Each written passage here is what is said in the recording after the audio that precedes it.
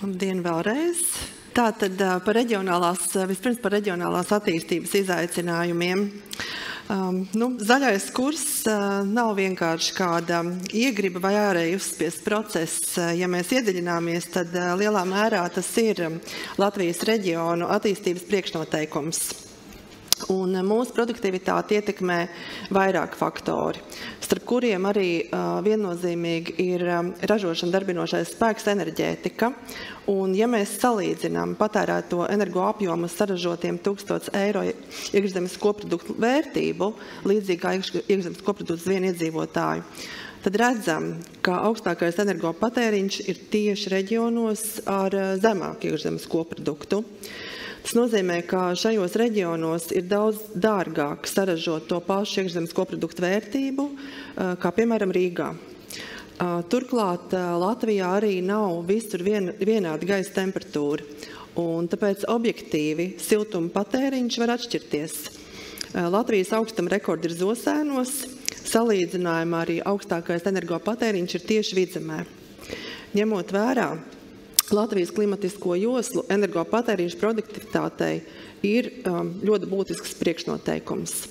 Ja mēs salīdzinām ar Skandināvijas valstīm, kur ir tikpat augstākas gaisa temperatūras, taču produktivitāte un iekšzemes koprodukts ir augstāki. Un jautājums ir, kāpēc? Atbildē ir vienkārši tās ir inovācijas.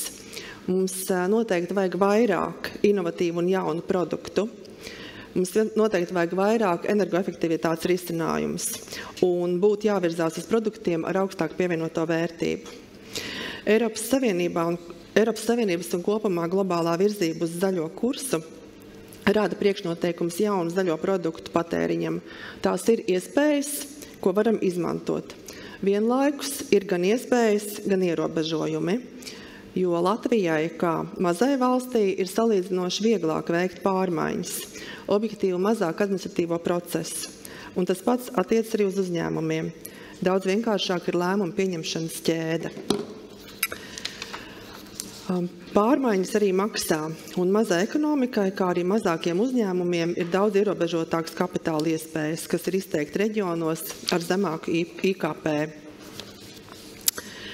Zaļo kursu kopumā mums vajadzētu skatīties plašāk, apskatot ekonomiku virzošos spēkus.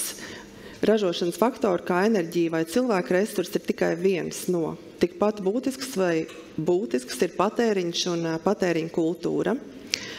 Latvija ir Eiropas Savienības dalība valsts, un daļā no kopējā tirgus 448 miljoniem iedzīvotāju apmērā patēriņa kultūra līdz ar zaļo kursu arī mainās un turpina mainīties.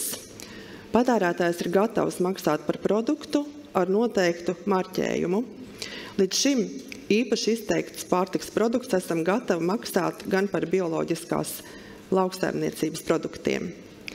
Paredzams, ka šī tendence attīstīsies arvien vairāk uz visām precēm un arī atbilstoši jaunās paaudzes zaļai patēriņa kultūrai.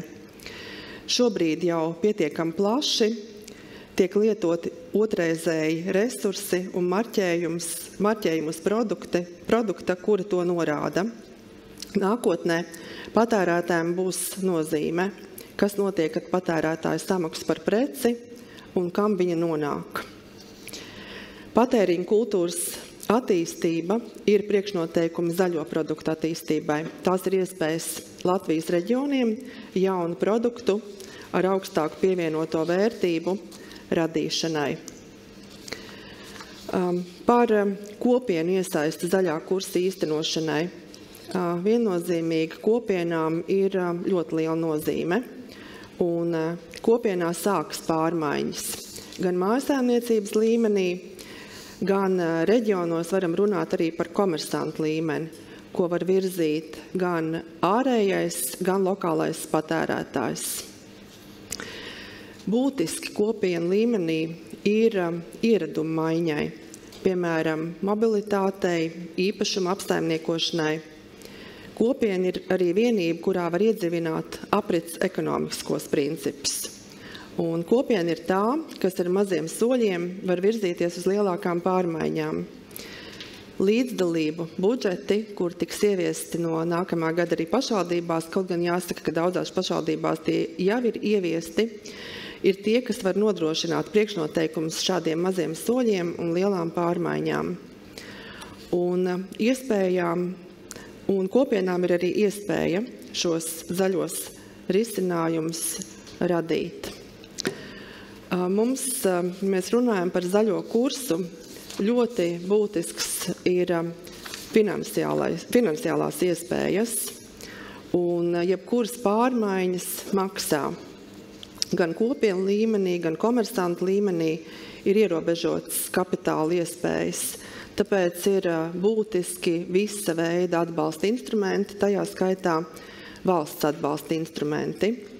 No Vides aizsardzības un reģionālās attīstības ministrijas pārziņā esošā ir iespēja uzlabot vidi kopienā, dzīves telpu, veidojot tajā zaļo infrastruktūru un klimata pielāgošanās pasākumus, kā jūs redzat šeit slaidā, un uzņēmējdarbības vidi, veidojot infrastruktūru, jaunu produktu vai pakalpojumu attīstībai ar augstāku pievienoto vērtību. Paldies jums liels par uzmanību un aicinu visus kopā virzīties uz zaļā kursa īstenošanu.